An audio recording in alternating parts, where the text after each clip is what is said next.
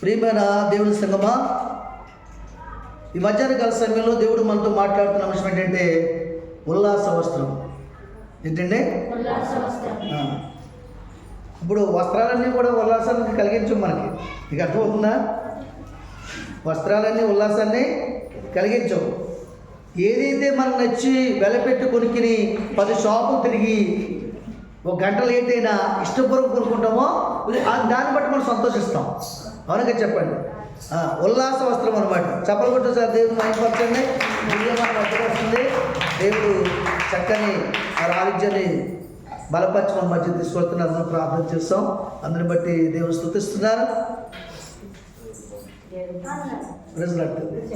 కుర్చీలో కూర్చోరు, పర్లేదు. దివ్య వెళ్ళి కుర్చీలో కూర్చో, చిన్న ప్రార్థన చేసుకో, కూర్చుండండి. మంచిది వినండి. దేవుని ప్రియమైన సంగమా, ఉల్లాస వస్త్రం. సంతోషం వేరు, ఆనందం వేరు. సంతోషం వేరు, ఆనందం వేరు, ఉల్లాసము వేరు. ఇది తెలుసుకోవాలి మనం. ఇది అర్థమవుతుందండి. ఉల్లాసం అనేది ఎలా ఉంటుంది చెప్పండి? సంతోషం ఎలా ఉంటుంది? సంతోషం ఎలా ఉంటుంది? ఒక ఆయన అవసరతకి ఒక 50,000 అడిగి అనుకోండి, నీకు ఇస్తానయ్యా, నీకెందుకు ఇవ్వను, ఎన్నోసార్లు తీసుకుని ఇచ్చేస్తా కదా. ఏ టైం కావాలో టైం గంట ముందు ఫోన్ చేయి, వచ్చి తీసుకెళ్ళి అంటాడు. అప్పుడు సంతోషం కదా? సంతోషమే. ఆనందం ఎప్పుడు వస్తుంది? ఒక గంట ముందు ఫోన్ చేసాక వెళ్ళి డబ్బు చేతులకు వస్తే అప్పుడా ఆనందం వస్తుంది లేదా? అబ్బా అనుకున్న మాట నిలబెట్టాడు, దీన్ని నేను కార్యానికి ఉపయోగించుకోవచ్చు. దేవా నీకు స్తోత్రం. కొంతమంది అంటారు, నిజంగా నా యజమానుడు నీవే, నా దేవుడు నీవే, దయగల మనసు నీవే దేవుడు అని ఆయన కూడా పోతారు కొంతమంది. ఏమండి? ఇది ఆనందం. అర్థమవుతుందా? సంతోషం అనేది మాట ఇచ్చినప్పుడు వస్తుంది, అది నెరవేర్చినప్పుడు ఆనందం వస్తుంది. ఉల్లాసం ఎప్పుడు వస్తుంది? ఉల్లాసం అంటే సంతోషం కంటే ఆనందం కంటే సుపీరియర్. ఉల్లాసం అంటే సంతోషం కంటే ఆనందం కంటే సుపీరియర్. ఏమండి? ఇప్పుడు పాకిస్తాన్కి ఇండియాకి మ్యాచ్ అవుతుంది. పొద్దున్న నుంచి ఏం జరుగుతుంది? ఇండియా గెలవాలని నువ్వు ఒక ఆలోచన ఉన్నావు. రాత్రి అయిపోయింది కానీ మ్యాచ్ అవ్వట్లేదు. సరే, ఇంకా ఆఖరి బంతులు ఉంది. ఆఖరి బంతులు ఇండియా కొట్టింది అనుకోండి గోలు. అప్పుడు ఏం చేస్తారు? టీవీల ముందండి మీరు చెప్పండి, ఎడుతారా? యా అని గట్టిగా కేకలేసి ఉల్లాసంతో నినాదాలు తెలియజేస్తారు. అది ఉల్లాసం. అటువంటి ఉల్లాసాన్ని కలుగు చేయడానికి, అటువంటి ఉల్లాసాన్ని మీరు సొంతం చేసుకోవడానికి, అటువంటి ఉల్లాసంతో ఆయన నామాన్ని మహిమపరచడానికి, అధిక సంతోషంతో మీరు నింపబడి 2 చేతులెత్తి మనసారా ఆనందించే వారికి మిమ్మల్ని ఉంచడానికి ఈ మాటలు దేవుడు మీతో మాట్లాడుతున్నాడు. దేవునికి మహిమ కలుగుగా చెప్పబట్టు దాని దేవుని మహిమతో. ఇక్కడ చూసుకున్నట్లయితే అపోస్తల కార్యములు 2వ అధ్యాయం 22వ వచనం చదవండి. 22వ వచనం నుంచి, ఇశ్రాయేలు వారులారా ఈ మాటలు వినుడి, దేవుడు నజరేయుడగు యేసు చేత అద్భుతములను మహత్కార్యములను సూచక్రియలను మీ మధ్యన చేయించి ఆయన తన వలన మెప్పు పొందిన వారుగా మీకు కనబరచును. ఆయనను తన వలన మెప్పు పొందిన వారిగా మీకు కనబరచును. ఇది మీరే ఎరుగుదురు. దేవుడు నిశ్చయించిన సంకల్పమును ఆయన భవిష్యత్తు జ్ఞానమును అనుసరించి అప్పగింపబడిన ఈయనను మీరు దుష్టుల చేత సిలువ వేసి చంపితిరి. మరణం ఆయనను బంధించి ఇంచుట అసాధ్యం కనుక దేవుడు మరణ వేదనను తొలగించి ఆయనను లేపాడు. దేవునికి మహిమ కలుగుగా. చూసారా ఈ మాట? ఎంత చక్కని మాటలు ఇవి ఎవరితో మాట్లాడుతున్నాడు ఆయన? అలనాడు దేవుని ప్రజలైనటువంటి ఇశ్రాయేలుతో మాట్లాడుతున్నాడు. ఇశ్రాయేలులారా ఈ మాటలు వినుడి. ఇప్పుడు ఎవరితో మాట్లాడుతున్నారు? ఇశ్రాయేలుతో మాట్లాడుతున్నారు కదా. మనకెందుకు అనుకుంటున్నారా మీరు? చెప్పండి. అలనాడు ఇశ్రాయేలు, ఈరోజు మొదట్లో యూదులు ఇశ్రాయేలుగా మార్చబడ్డారు. దేవుని జనాంగం అయిన తర్వాత ఆ ఇశ్రాయేలు ఇప్పుడు క్రైస్తవులుగా మార్చబడ్డారు. ఇదేంటిది? ప్రమోషన్. క్రైస్తవుల దగ్గరికి వచ్చినప్పటికి, యూదుల దగ్గరికి వచ్చినప్పటికి ఎలా ఉంది? ధర్మశాస్త్రం అనుసరించి జీవించకపోతే వారు తప్పక కంటికి కన్ను పంటికి పన్ను శిక్ష విధించి అప్పటికప్పుడే శిక్ష వచ్చి వారు నాశనానికి పాత్రలయ్యేవారు. అది ఇశ్రాయేలు దగ్గరికి వచ్చేటప్పటికి మోషే, ప్రవక్తలు, ఈ ప్రవక్తల ప్రార్థన వల్ల కొంచెం అడ్డుకునేవారు దాన్ని, అడ్డుకుని కొంచెం కాలం వ్యవధించేవారు. ఆ తర్వాత యేసుక్రీస్తు లోకానికి వచ్చిన తర్వాత క్రైస్తవులుగా మార్చబడ్డాం, క్రీస్తు బిడ్డలుగా. యేసుక్రీస్తు లోకానికి వచ్చిన తర్వాతే క్రైస్తవులు అనే మాట ఈ ప్రపంచానికి పరిచయం అయింది. ఏమండి, ఇప్పుడు మనం క్రైస్తవులుగా మార్చబడ్డాం. అంటే పసిపిల్లాడు కాలము యూదుల కాలము, యవ్వన కాలము ఇశ్రాయేల్ కాలము. ఏమండి, ఇప్పుడు మన కాలం ఏంటి? మన కాలం ఏంటి చెప్పండి? మధ్య వయసు కాలం. అంటే ప్రపంచం గురించి, దేవుని గురించి, మంచి చెడుల గురించి అంతయు తెలిసిన వారు ఉన్నాం. ఈ ప్రమోషన్ ఎక్కడికి వచ్చింది? పసిపిల్లల దగ్గర నుంచి యవన ప్రాయం నుంచి ఫలభరితమైన ప్రాయం, ఇక్కడికి వచ్చాము. ఈ తర్వాత నాలుగవ దశ కూడా ఉంది. అది ఏ దశ అంటే మారు మనసు దశ. వాక్యం విని తెలుసుకుని దాని ప్రకారంగా జీవించి ప్రవర్తించి దైవ చిత్తాన్ని జరిగించి దేవుని రాజ్యానికి పాత్రలవడమే 4వ దశ. అది మరణ దశ. ఏ మరణ దశ? మొదటి మరణ దశ. 2వ మరణము మన మీద ప్రభుత్వం చేయకుండా దేవుని చిత్తాన్ని జరిగించే దశ. దేవుని స్తోత్రం, హల్లెలూయా. కాబట్టి ఇశ్రాయేలులారా, ఈ మాటలు వినుడి. దేవుడు నజరేయుడగు యేసు చేత అద్భుతములను, మహత్కార్యములను, సూచక్రియలను మీ మధ్యన వినండి. చదవద్దు ఎవరు కూడా, వినండి. అద్భుత క్రియలను, కావండి, అద్భుతములను, మహత్కార్యములను, సూచక్రియలను మీ మధ్య చేయించి ఆయనను తన వల్ల మెప్పు పొందిన వారుగా మీకు కనబరచును. ఇది మీరే ఎరుగుదురు. చూసారా, యేసు ప్రభువుని ఎలా గుర్తించింది లోకం? దేవుడు తను పంపించాడు కనుక, తండ్రి అయిన దేవుడు తను పంపించి తనలో ఆయన శక్తి నుంచి ఆయన వేడుకున్నప్పుడు చనిపోయినవన్నీ బ్రతికించి, రోగులను స్వస్థపరిచి, ఏమండి, తల్లి గర్భంలో చూసినప్పుడు ఓషకాలు చేయగలవన్నీ ముట్టి స్వస్థపరిచి, నరములన్నీ కూడా సరిచేసి బాగు చేసి, ఒక 2 వ్యక్తులు మోసుకుని వెళ్తేనే కానీ అక్కడికి తరలించిన వ్యక్తి తనకు తానుగా లేచి నడిచి దిక్కులు లేచి ఆలయంలో గొంతులు దేవుని నామాన్ని మైంపచ్చి అద్భుతమైన కార్యములు, సూచక్రియలు మీ ముందు చేయించి ఆయన ఏం చేశాడంట? మీ మధ్యన చేయించను.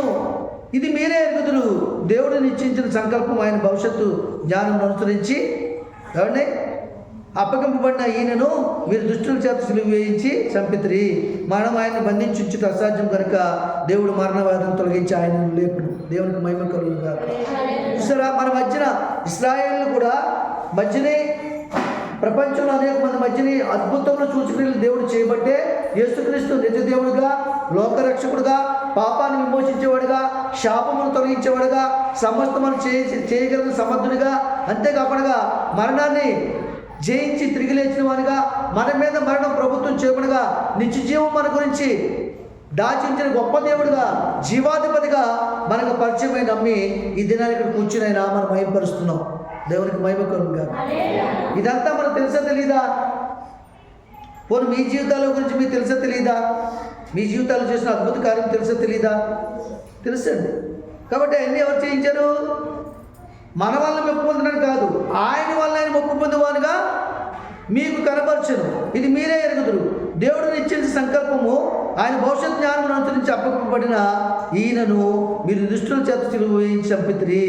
చూసారా, ఆయన భవిష్యత్ కాల వర్తమానంలో ఆయన ద్వారా జరుగులాగిన, ప్రజలు ఆయన వైపు తిరుగులాగిన, ప్రజల ప్రతి భారము పాపమును కూడా శాపమును తొలగించలాగిన ఒక నిర్ణయం చెప్పున, ఒక సంకల్పం చెప్పున తన బాహువునైనా బలపరుచుకుని తన బాహువునే ఈ లోకానికి పంపించి తానుగా వస్తే మనం అందరూ చూడలేమని, ఆయన దగ్గర మనం ఉండలేమని తన కుమారుని మీ లోకానికి పంపించి ఆయనే అద్భుతములు సూచక్రియలు చేసి మన మధ్యన ఆయన వల్ల మెప్పు పొందిన వారుగా ఆయన సిద్ధపరిచి అనేక అద్భుతములు కార్యములు చేసినప్పుడు కూడా భవిష్యత్తు వర్తమాన కాలముల గురించి ఆలోచన చేసి రక్షకుడిగా ఈ లోకానికి వచ్చినప్పుడు కూడా మనం ఏం చేస్తామంట? అదే యూదులు వారు ఏం చేస్తారంటే, మీరు దుష్టుల చేత సిలువ వేయించి చంపితిరి. దుష్టుల చేత దగ్గర ఒకటకు ఉందా లేదా? పక్కనే ఉందా ఏమా? ఆ కిందనే ఉంది, మనలో అడుగు భాగంలో అక్రమకారుల చేత. దుష్టులు అంటే ఎవరు? దుష్టులు అంటే సైతాను సమూహం వచ్చి ఆయన సిలువ వేయించలేదు. ఈ లోకంలో ఆయన నమ్మి కూడా అక్రమంగా జీవించేవారు. అన్యాయంగా జీవించేవారు, ఇంకా నమ్మని వారు, నామకార్థ క్రైస్తవులు, వేషధారులు, శాస్త్రులు, పరిచయాలు, ధర్మశాస్త్రం అంతా తెలిసి మాకంతా తెలిసి అని గర్వించేవాడు. వీళ్ళందరూ ఏం చేశారు? సిలువకి అప్పగించారు. చూసారా? వాళ్ళు ఎవరెళ్ళు? అక్రమకారుల చేత. చూసారా? అందుకని ఏమన్నా అక్రమం చేయవారిని ఎవరినైనా అక్రమం చేయని వాళ్ళారా నా యొద్ద నుంచి తొలగిపోండి. నేను క్రీస్తుని నమ్మాను, నేను దెయ్యాలు వెలగొడుతున్నాను, సత్య సంబంధమైన బోధ చేస్తున్నాను, పరలోక రాజ్య వాచులుగా వీళ్ళు తీర్చిదిద్దుతున్నట్టు కుదరదు. అక్కడ అక్రమం మనలో ఉంటే ఈ క్రమం అంతా కూడా దేవుని దృష్టి కనబడదు. అక్రమం లేకపోతే నువ్వు చేసే క్రమం అంతా కనబడుతుంది. నువ్వు చేసే ప్రార్థన కానీ, పాటలు పాడే స్థితి కానీ, విశ్వాసం కానీ, నీ యొక్క కార్యములు కానీ కనబడతాయి. అక్రమం నీలో ఉండి ప్రార్థన చేస్తే ఆ ప్రార్థన నీకు వినబడుతుంది. అక్రమం నీలో ఉండి పాటలు పడితే నీ స్వరం దేవుని సందుకు వినబడుతుంది.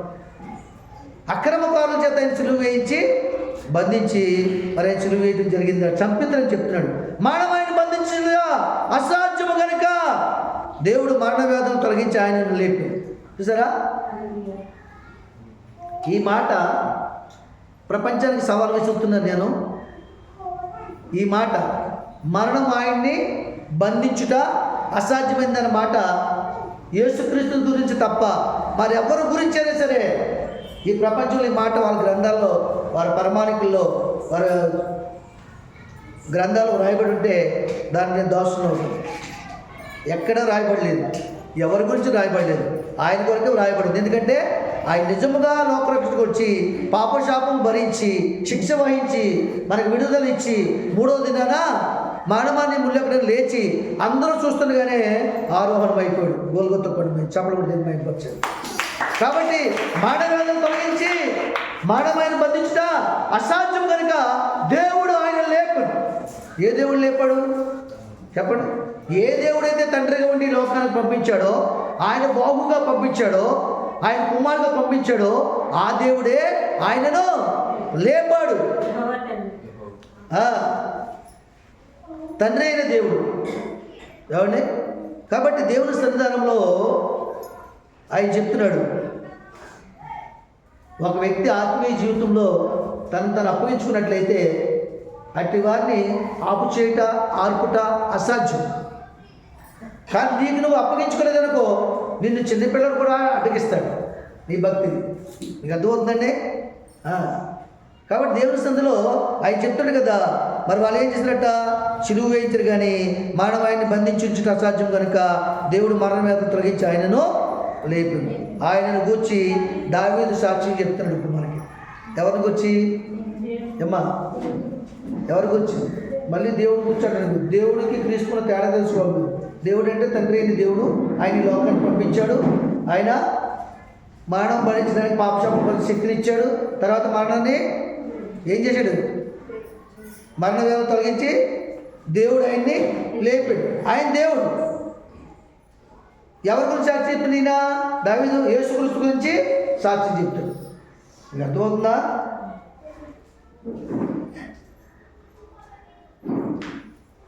దేవుడు వేరు, యేసుక్రీస్తు వేరు. మీకు తెలిసిందా?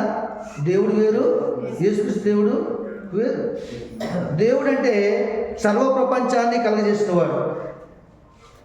యేసుక్రీస్తు అంటే సర్వ ప్రపంచంలో ఉన్న మానవులందరి కొరకు వచ్చి శాప పాపలు తీసేసి మధ్యవర్తిగా వచ్చి వెలసెల్లించి మరణం లేకుండా జీవానికి ప్రవేశపెట్టిన వాడు. ఆయనే రక్షకుడు. కాబట్టి అంత కార్యం చేశాడు. కాబట్టి తండ్రి అయిన దేవుడు సర్వాధికారాన్ని కుమారుడికి అప్పగించాడు. చెప్పకూడదు, దేవుడు మహిమపరిచాడు. ఇప్పుడైనా లోకరక్షకుడిగా, ప్రధాన యాజకుడిగా, అవునండి, యేసుక్రీస్తుగా, అభిషిక్తుడిగా మన మధ్య పరిశుద్ధాత్మ అభిషేకం ధర కార్యములు జరిగిస్తున్నాడు. దేవునికి మహిమ కలుగునుగా. కనుక ఆయనను గూర్చి దావీదును, నేను ఎల్లప్పుడూ నా ఎదుట ప్రభువును చూచుచుంటిని, ఆయన నా కుడిపార్శ్వమున ఉన్నాడు కనుక నేను కదల్చబడను.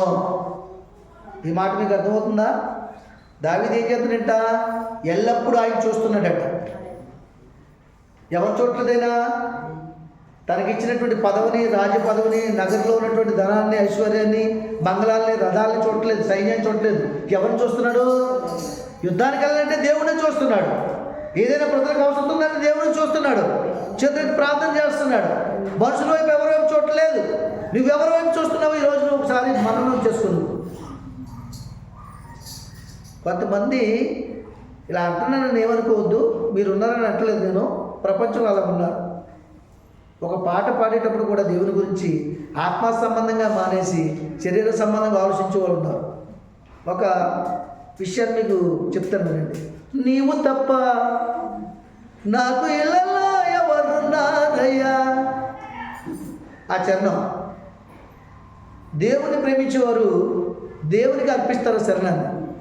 దేవుని నమ్ముకుని మనుషులు ప్రేమించేవారు అని అనుకుంటారు. ఏమనుకుంటారు చెప్పండి? మనుషులు ప్రేమించేవాళ్ళు మనుషులు చూస్తున్నారు అనుకో, ఆ మనిషి ఆమె హృదయంలో ఉన్నాడు అనుకో, ఒక ప్రేమికుడు, ఒక ఇష్టపడేవాడు. ఈ పాట పెట్టినప్పుడు ఆడే గుర్తొస్తుంది. అవునగా చెప్పండి. నీవు తప్ప నాకు ఇళ్ళలో ఎవరు లేరయ్యా, నీ ప్రేమ కన్నా సాటి భూమిపై ఏది లేదయ్యా. నాలాగా మీలాగా దేవునికి అర్పించుకున్న వాళ్ళు ఇలాగ దేవుని కోసం మనసులో ఆలోచన చేసి మనసులో ప్రేమించి ఆయన ప్రేమని ఈ లోకంలో ప్రకటించి అనేకులు ఆ ప్రేమలో తీసుకుని వచ్చి రక్త సంబంధులుగా చేస్తారు, ఆత్మ సంబంధం చేస్తారు.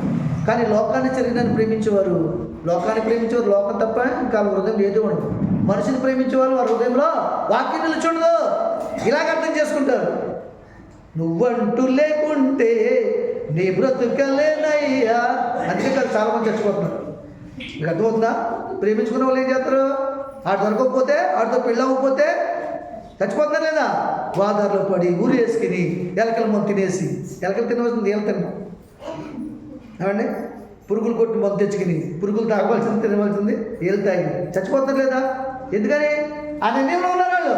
నిజంగా దేవుని ఆత్మచేత నింపబడి దేవుని నమ్ముకుని నువ్వు తప్ప నాకు ఈ లోకంలో ఎవరు లేరే, నువ్వు లేకుంటే నీ వాక్యం లేకపోతే నేను బ్రతకలేని మనసు మీలో ఉంటే ఏ ఆరాధన తప్పిపోరు. మీరు ఆ వాక్యాన్ని ప్రేమిస్తే ఆయన వద్దకు వచ్చి ఆయన ప్రేమించి ఆయన మాటలు విని మీ హృదయాన్ని సెట్ చేసుకుని అనేకులకు ఆత్మాభిషేకాన్ని పంచుతారు. చెప్పడం కూడా అయిపోతుంది.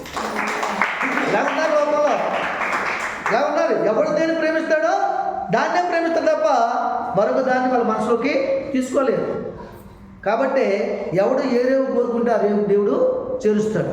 ఆ రేవులో చేపలు దొరుకుతాయా, పురుగులు దొరుకుతాయా, లేకపోతే ఏంటి తిమ్మింగలాలు దొరుకుతాయా, మన నావను కట్ చేయడానికి, మనం మింగడానికి మొసలు దొరుకుతాయా? నువ్వు వేసే వాళ్ళని బట్టి నువ్వు వెళ్ళి దేవుని బట్టి ఉంటావు. చెప్పలు కూడా దేవుని భయపరచు. మీకు అర్థమవుతుందండి? ఇన్ని మాటలు దేవుడు మీతో ఎందుకు చెప్తున్నాడంటే లోకము దాని ఆశ గతించిపోతుంది. శరీరానుసారంగా జీవిస్తారు, ఆత్మానుసారంగా జీవిస్తారు. ఆత్మానుసారమైన మనసు జీవమై ఉన్నది, శరీరానుసారమైన మనసు మరణం. అది నుంచి ఆశిస్తారు. అర్థమవుతుందా? కాబట్టి దేవుని ప్రియమైన సంగమా, మన మనస్సు ఎవరితో ఉన్నదన్నది జ్ఞాపకం చేసుకోవాలి. ఎస్, పిల్లల గురించి తల్లిదండ్రుల మనసులో వాళ్ళ అభివృద్ధి కోసం ఆలోచన చేయకపోతే వాళ్ళ గాలి వదిలేస్తారు. అనాథాశ్రమం చేర్చేస్తారు, బోర్డు ఉన్నాయి, అక్కడ బతకలేరా, ఫుడ్ పెట్టక్కడ. కానీ వీళ్ళ మనసులో వాళ్ళ మీద ప్రేమ ఉంది కాబట్టి వీళ్ళే కష్టపడి వాళ్ళని డెవలప్ చేస్తున్నారు.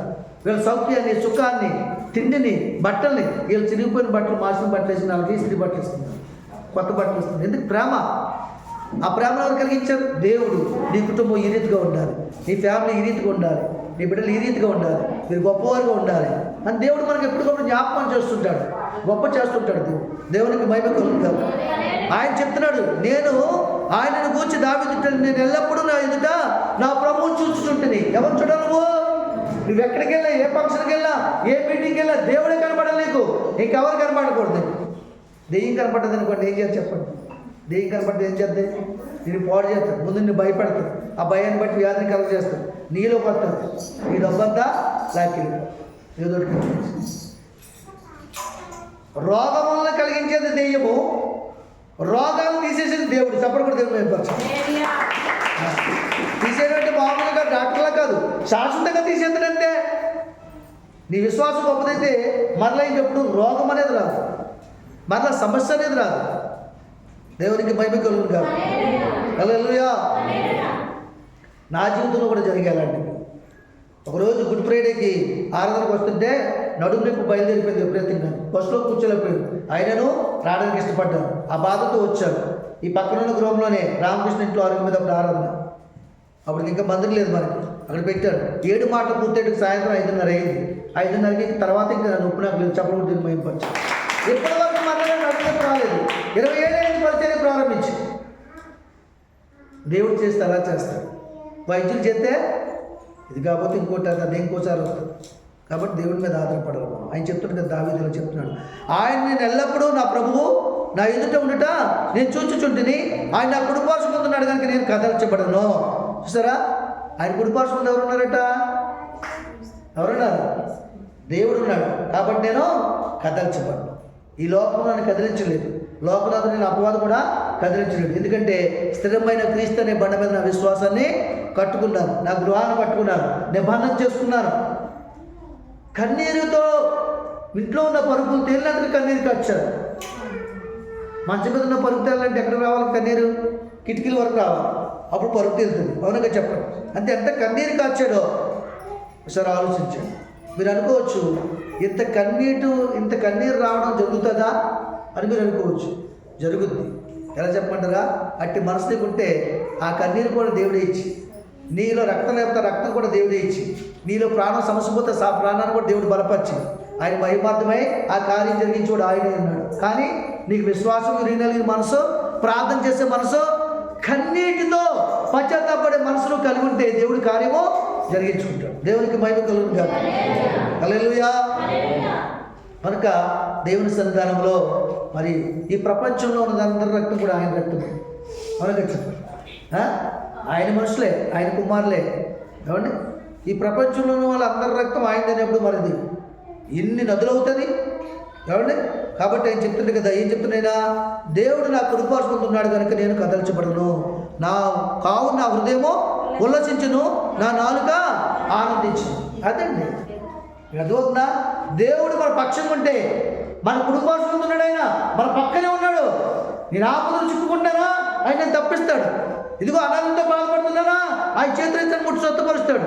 ఇదిగో ఆర్థిక సమస్యలు కలిగి ఉన్నారా ఆయన చేతులను బలపరిచి కష్టాలు రాస్తున్నప్పుడు నా ముందు తొలగిపోయినట్లుగా చేస్తాయి.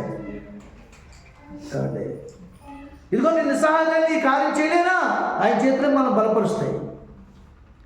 ఇంత విశ్వాసం కలిగి ఉంటారు. దేవుడు నా కృపాత్మ ఉన్నాడు. ఆయన నేను అనుక్షణం చూస్తున్నాను. నేను ఆయన చూసేవారు టీవీలు చూడరు, ఆయన చూసేవారు మనుషులను చూడరు, ఆయన చూసేవారు అవిశ్వాసం చూడరు, ఆయన చూసేవారు భక్తిలను చూడరు, ఆయన చూసేవారు ఈ లోకాన్ని చూడరు. కాబట్టి ఎవరిడైనా చెప్పండి, గ్రంథంలో ఎవరిడైనా ఎల్లప్పుడూ మీరు పైన ఉన్న వాటిని వెతుకుడు కానీ భూసంలో ఉన్న వాటి మీద మనసు పెట్టద్దు. ఎందుకంటే భూమి నాది, ఆకాశం నాది, అందులో ఉన్న సమస్తము నాదే. అందులో ఉన్న నీకు ఏమి కావాలో నాకు తెలీదా? నీ తండ్రిగా తెలుసా? తెలీదా? మరి నువ్వెందుకు చింతించాలి? కాబట్టి నీకు ఇల్లు కావాలంటే ఇల్లు ఇస్తున్నాడు, పిల్లలు కావాలంటే పిల్లలు ఇస్తున్నాడు, పిల్లలు పెళ్లి చేస్తున్నాడు. ఏమండి, నీకు ఏది కావాలంటే దేవుడు అది సమకూరుస్తున్నాడు లేదా? మన మొరవినేమి ఇంటలేదు. ఆయనే మనం నీతిమంతులం చేయట్లేదు. ఆయన నామములను మనం భిక్షమెత్తుకోకూడదని, రోగులుగా ఉండకూడదని, అది ఆయనకు అవమానమని ఆయన కృపచేత రక్షిస్తున్నాడు. ఆయన కృపచేత మనకి ఇస్తున్నాడు. ఒక తల్లికి పుట్టిన బిడ్డలందరూ కూడా 5 నీతిమంతులను పెంచదు. అందులో ఆవిడ బాధ పెట్టేవారు ఉంటారు, తిరగబడేవారు ఉంటారు, తనడానికి వచ్చేవారు ఉంటారు. అయినా సరే ఆయనకు అన్నవాడు ఈ తల్లి ప్రేమతో సమృద్ధిగా పెడుతుంది. వినేవాడికి ఒక్కోరా, వెళ్ళినవాడికి ఇంకోరా, వినేవాడికి లడ్డు ఇచ్చి వెళ్ళినవాడికి యాపగా చేతులు పెట్టదు. తల్లి మనసు అలాంటిది, తండ్రి మనసు అలాంటిది. మరి ఆయన మన తండ్రి అయినాడు కాబట్టి మనల్ని అందరినీ కూడా ఆయన పోషిస్తూనే ఉన్నాడు. ఇచ్చేత వాడి క్రియను బట్టి చూస్తే పెట్టక్కర్లేదు తల్లి తిరగబడినోడికి. అవునా? వాడి ఉద్దేశం బట్టి చూస్తే తిరుగుతున్నాడు, అవమానపడుతున్నాడు, తల్లి పెట్టక్కర్లేదు. రూల్గా చెప్తే లోక సంబంధం. కానీ ఆమె ప్రేమ గొప్పది. ఈ 5 ఏళ్ళలో ఏ వేలు తెప్పునా ఆమెలోంచి రక్తం బయటకు వస్తుంది. అవునగా చెప్పండి. ఆ దేహానికి నొప్పి కదా, ఆత్మకే బాధ. అలాగే ఆ తల్లి కన్న బిడ్డల్లో ఏ ఒక్కరికి సంతోషపరచకపోయినా ఆవిడ బాధ ఆవిడ మనసు ఉండిపోద్ది. కాబట్టి ఆవిడ బాధను ఆవిడ నివారణ చేసుకోవడానికి తన పెట్టిన బాధను మర్చిపోయి ఆమె ఆ కుమారుని సంతోషపరుస్తుంది. చెప్పకూడదు, దేవుని మహిమపరచండి. ఈరోజు యేసుక్రీస్తు గురించి ఆ దినాన్ని అయితే యూదులు ఇస్రాయేలు సిలువ వేశారు, కానీ మనమైతే సిలువ వేయలేదు. కానీ సిలువ వేయబడి గాయములు రేపుతున్నాం మనం. ఏమండి, సిలువ వేయడం బాధ, గాయాన్ని గొలపడం బాధ? చెప్పండి మీరు. ఇప్పుడు ఒకడు నిజంగా చేయి నరికేసాడు అనుకోండి, అది అప్పుడే బాధ వస్తుంది. ఏదో ఇంజక్షన్ వేస్తారు, కట్టేస్తారు, తర్వాత అది ముడిచి అయిపోయి అవసరమైతే ముడిచేతో పొడిచేస్తారు పాపం. మారిన తర్వాత అప్పుడు కాదు.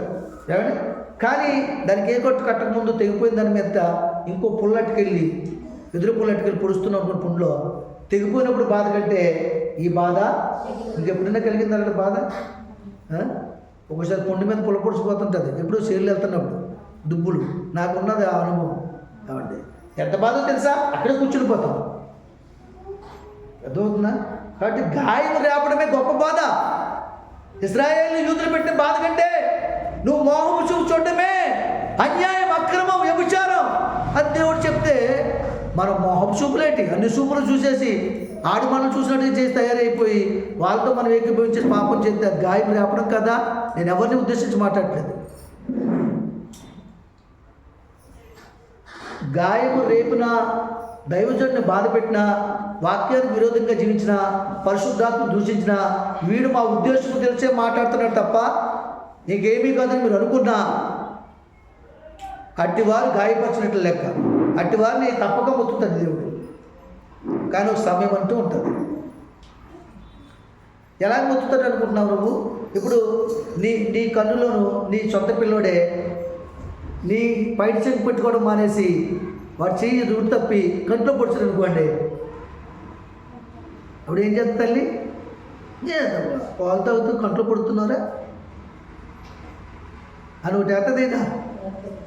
బాధ అలాంటిది. అలాగా దేవుని పరిశుద్ధాత్మను దుఃఖించేవారుగా మీరు ఉంటే, దుఃఖపరిచేవారు ఉంటే, ఆ గాయములు రేపేవారుగా ఉంటే, దైవజన్ని బాధపరిచేవారుగా ఉంటే, ఈరోజు కొన్ని విషయాల్లో బాధ అనిపించి మాట్లాడుకున్నాం. అలాంటి సందర్భాలు కలిగి ఉన్నట్లయితే నా దోషను బాధపడుతున్న కనుగుడ్డు ముట్టినట్లు లెక్క. ఒక తల్లి తన కన్న విధానాన్ని, ఆ ప్రమాదాన్ని, ఆ పరిస్థితిని మర్చిపోయి అప్పుడు ఆ సమయంలో మన ఎందుకు పడుతుందంటే ఆమెకు అంతగా ప్రసవ సమయంలో బాధపడిన దానికంటే ఈ కన్ను మీద ఎవరిని ఎక్కువ బాధ కలిగించింది. అందుకని వాడిని కొడుతుంది. కొట్టదు కదా. దేవుడు సంతోషపరిచేవాడు మందులో ఉన్న దైవజనుడు సంతోషపరుస్తాడు. మందులో ఉన్న దైవజనుడు సంతోషపరిచేవారు మందులో ఉన్న అందరినీ సంతోషపరుస్తారు. మందులో ఉన్న అందరినీ సంతోషపరిచేవారు గ్రామం అంతటిని సంతోషపరుస్తారు. గ్రామం అంతటిని సంతోషపరిచే వారికి ఈ ప్రపంచంలో సంతోషం, ఆనందం దేవుడు ఇచ్చునుగాక. ఆమేన్. ఉల్లాస వస్త్రం ఆయన ఏమన్నాడు దావీదు? కావున నా హృదయం ఉల్లసించెను, నా నాలుక ఆనందించును. నీ నాలుగు ఎప్పుడు ఆనందిస్తారు చెప్పండి? దేవుని స్తుతించినప్పుడు ఆనందించాడు. లేకపోతే లడ్డూలు, మిర్చిలు, రుచైన పదార్థాలు నాలుగు ఆనందిస్తుందా? అప్పుడు ఆనందిస్తాను. కానీ నాలుగు ఇచ్చింది అందుకు కాదు. ఎందుకు ఇచ్చాడు దేవుడు అండి? నాలుగు చాలా చిన్నది. మీరేమంటారు? నరవని నాలుక ఎన్ని మాటలైనా మాట్లాడుతుంది. ఎంత చెప్పైనా పోల్ చేస్తారు మీరు నాలుగు కదా. ఏమండి, నరం లేదా నాలుగుకి అబద్ధం చెప్తున్నారు. నరం ఉందా లేదా? దుమ్ము లేని నాలుగు ఎన్నైనా మాట్లాడుతుందంటే బాగుంటుంది. అన్ని తేడాలే చెప్తారు. సత్యాలు మాట్లాడుతున్నట్టు ముప్పు పొందేస్తారు. అదే నరం లేని నాలుగు ఎన్నైనా మాట్లాడుతుందా? అప్పుడు అందుకే వాక్యదనం వచ్చి గుచ్చేస్తారు నాలుగుని. అగ్నిలో కాలిపోతుంది. ఎన్నైనా మాట్లాడడానికి వీల్లేదు. ఎన్ని మాట్లాడాలి అన్నీ మాట్లాడాలి. ఏం మాట్లాడాలి అదే మాట్లాడాలి. ఎక్కువ మాట్లాడడం అనుకోండి దానివల్ల దోషం ఉంటుంది. ఆ దోషం శిక్షణ తీసుకొస్తుంది. అవును కదండి. కాబట్టి మన మాటలు కొద్దిగా ఉండాలి, దేవుని మాటలు ఎక్కువగా మన హృదయంలో ఉండాలి. చెప్పకూడదు. దావీదు అంటాడు, ఆయన సింహాసనం గురించి ఆలోచించట్లేదు, ఆనందించట్లేదు. దేనికోసం? నేను ఎల్లప్పుడూ దేవుడిని చూసి నా మనసుని సరి చేసుకుంటున్నాను. నా కన్నులు ఎదుటే దేవుడు ఉన్నాడు, నా ముందున్నాడు, నా కుడి కోసం ముందున్నాడు. నన్ను ఓడించేవాడు ఎవరు లేకపోవచ్చు, కానీ ఎందుకంటే నా దేవుడు నాకు తోడైన రాజదండం ఆయనే, నా దుడ్డుకర్ర ఆయనే. దుడ్డుకర్రతో దండిస్తాడు, నా చేతికి రాజదండం ఇచ్చి ఎత్తటివాడిని ఓడించే శక్తిని, బలాన్ని దేవుడు నాకు ఇవ్వగల సమర్థుడు. ఆయన ఎప్పుడు నా కుడి కోసం ఉన్నాడు. ఆయన చెప్తూ దాన్ని బట్టి నా హృదయం ఉల్లసించను, నా నాలుక ఆనందించును, మరియు నా శరీరం కూడా నిరీక్షణ కలిగి నిలకడగా ఉండును. ఇది చాలా ప్రాముఖ్యం. మీకు అర్థమవుతుందా? ఇది చాలా ప్రాముఖ్యం. నా నాలుక ఆనందిస్తుంది అన్నాడు ఆయన. దావీదు ఎన్నో పాటలు రచించాడు, గీతములు రచించాడు, పాటలు పాడాడు, స్తుతించాడు, దేవుని గణపరిచాడు.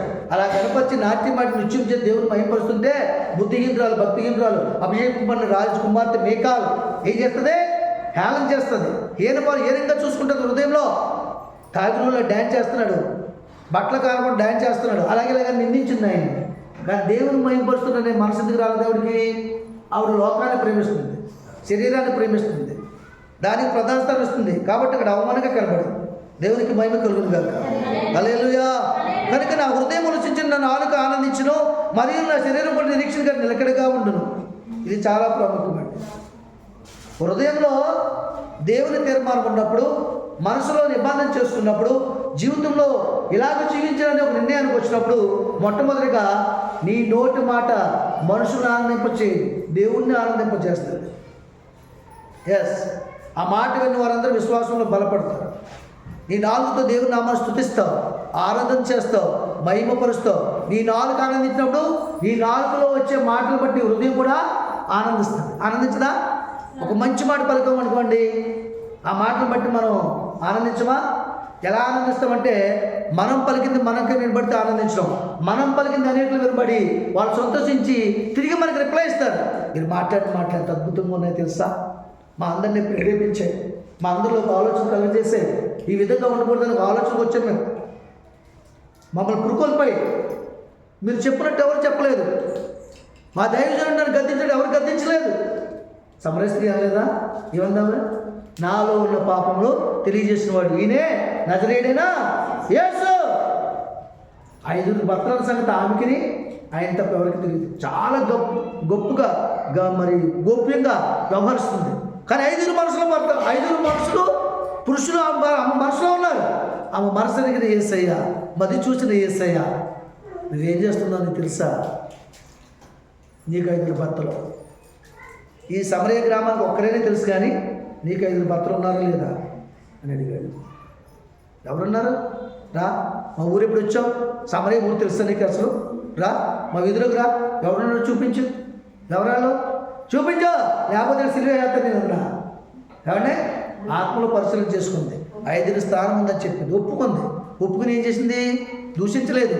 నాలో ఉన్న పాపాన్ని తెలియజేసినవాడు ఈయనే, నజరేయుడైన యేసు, ఇంటి దేవుడు ఈయనే అని చెప్పినప్పుడు ఆ ఊరు ప్రజలు ఆయన ఆ రోజు వెళ్ళిపోతామని చెప్పుకుంటే, ఆయన్ని ఇంకా 2-3 దినాల నుండి మాకు మేలుకరమైన సంగతిలో తెలియజేయ ప్రభువా అని బ్రతుకులాడుకున్నారు. అప్పుడు ఆయన నాలుక ఉలసించిందా లేదా? దేవుని మహిమపరిచిందా లేదా? ఆయన నాలుగులో వచ్చిన మాటను ఆమెలో మార్పు తీసుకొచ్చిందా లేదా? ఆమె కూడా ఆనందించిందా లేదా? ఇంతవరకు ఇంత గోప్యమైన సంగతులు చూసిన మనుషులు ఎవరు లేడు అనుకున్నాను. కానీ నువ్వు చూసిన నాలో ఉన్న పాపాన్ని తెలియజేసావు కాబట్టి ఆ పాపానికి దోషాలు కాకుండా నువ్వు వాడిన మాటకి, నీ నోటి నుంచి వచ్చిన మాటకు దోషాలుగా జీవిస్తున్నానని ప్రకటన చేస్తాను. వీళ్ళు ఆయన గురించి చెప్పింది తప్ప మరి ఎవరి గురించి చెప్పా. ఈరోజు ఈ మధ్యాహ్న కాల సమయంలో వాక్యం వింటున్న నువ్వు ఇటువంటి నిర్ణయం తీసుకుంటే, ఆమె ఈరోజు యేసు ప్రభు మాట వినడాన్ని బట్టి ఈ గ్రంథంలో లిఖించబడింది సమరయ స్త్రీ అని. రేపు కూడా జీవగ్రంథం నీకు లిఖించబడుతుంది. అదే ఉల్లాస వస్త్రం, అదే రక్షణ వస్త్రం, అదే స్తుతి వస్త్రం, అదే జీవాధిపతి అయిన తండ్రి అయిన దేవుడు కుడిపార్శ్వం కూర్చొని పెట్టుకునే ప్రేమ వస్త్రం. దేవుడి మాట దీవించును గాక. మిగతా 2వ భాగం, 9వ భాగం వచ్చారు.